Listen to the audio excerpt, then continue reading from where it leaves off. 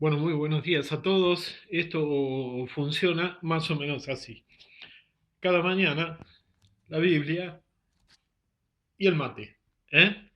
Es un buen comienzo del día. Yo creo que el mejor que se puede tener.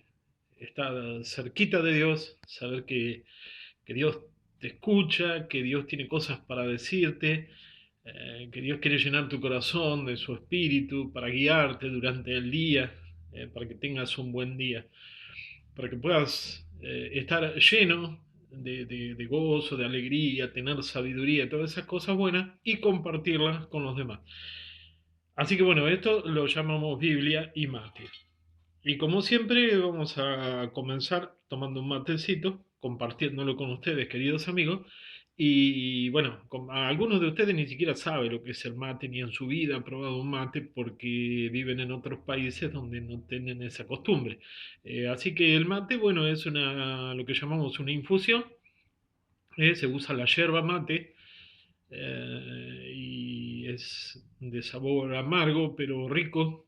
No se explica el mate. El mate se toma, se comparte, así que bueno, ahí va. Primer mate, no del día, pero primer mate compartido con ustedes. Muy sabroso, absolutamente rico.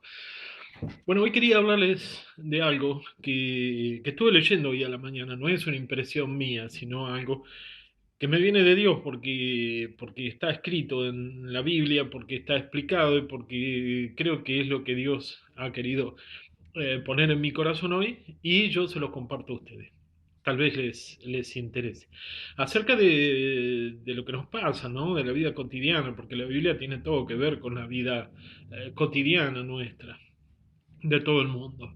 Y es el crecimiento demográfico, lo que se le dice cada vez más gente en el mundo, el alimento no va a alcanzar, el agua no va a alcanzar, la gente va a morir de hambre. De hecho, hay gente que está muriendo de hambre en este mismo momento. Entonces la cuestión es aclarar que acá no hay una falla de parte de Dios, que Dios sabe perfectamente que somos el número que somos, que nunca se le fue de las manos, que nunca se le descontroló el mundo a Dios, ni podría siquiera descontrolarse. Eh, y esto es sencillo de comprobar por medio de las escrituras. Yo siento que Dios tenía previsto desde siempre, desde antes de la fundación del mundo, porque nada se le escapó, ninguna cosa se olvidó o se confundió, sino que ya estaba todo absolutamente planeado de qué cantidad de gente íbamos a hacer y de que el alimento tenía que alcanzar para todos, porque su planificación es perfecta porque está basada en el amor. Y no va a permitir que una criatura suya esté pasando hambre porque no haya comida. ¿eh? Entonces, el tema de la comida y del agua y del espacio está totalmente asegurado de parte de Dios. De hecho, cuando había una multitud escuchando a Jesús, y dos veces está relatado esto en los evangelios, o sea que ocurrió dos veces, no que está relatado dos veces, sino que ocurrió dos veces, y podría haber ocurrido todas las veces que Jesús hubiera querido. Había una multitud.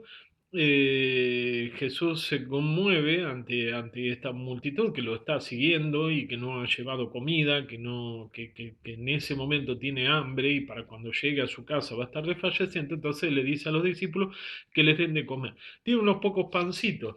Y ellos dicen, ¿cómo vamos a hacer? Como el mundo dice, ¿cómo vamos a hacer con los recursos que hay en el mundo para alimentar a billones de personas? ¿Eh? Y es como si Dios nos dijera, ustedes se ahogan en un vaso de agua. Y entonces él dice, denles de comer. Él bendice el alimento y el alimento alcanza para todos, quedan todos saciados y sobra. Así es como Dios se maneja con el tema de los alimentos, con el tema del agua, con el tema del espacio en este mundo para todas sus criaturas. Alcanza y sobra. Y así hubiera un billón más, va a alcanzar y va a sobrar, y 10 billones más va a alcanzar y va a sobrar. ¿Cómo hace? Bueno, es el método de Dios. Yo no puedo explicarlo, es el método de Dios, pero está escrito. Es así. Ahora, ¿cuál es la cuestión entonces de que haya gente en este mismo momento que esté pasando hambre, que esté muriendo de hambre? Bueno, se refiere a otra cosa, se refiere a la avaricia de los hombres que se apropian de los bienes ajenos. ¿eh? Cuando alguien, decimos, es multimillonario, es multiasesino. Ustedes disculpen que lo diga así, pero es absolutamente así. Porque si hay alguien tan egoísta, tan avaro, que puede permitir que otro se muera de hambre y no comparte los bienes que tiene y cada vez acumula más, no solamente no los comparte, sino que cada vez quiere tener más y más y más, esa persona está condenando al hambre y a la muerte a muchas otras. ¿Eh? Entonces, esas son las cuentas que Dios va a arreglar cuando vuelva Jesús a la tierra.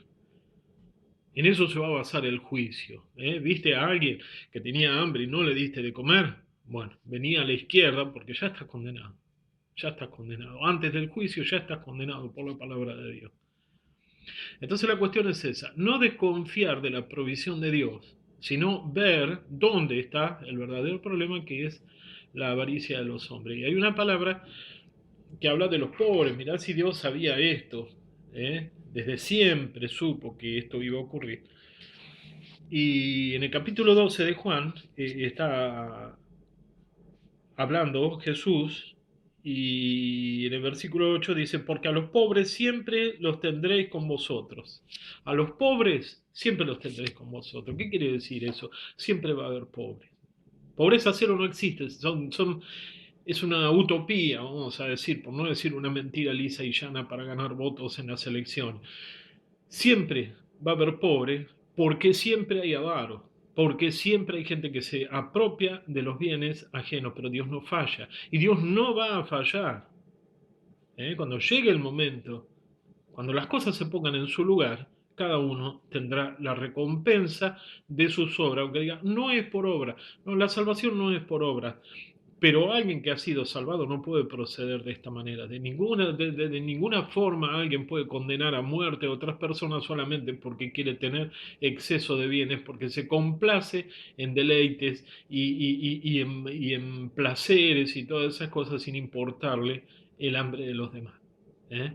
Así que bueno, esta es la palabra que yo quería compartir acerca de algunas cosas puntuales. Por ejemplo, la reproducción, la multiplicación de los panes, de los peces, para que ustedes se queden tranquilos.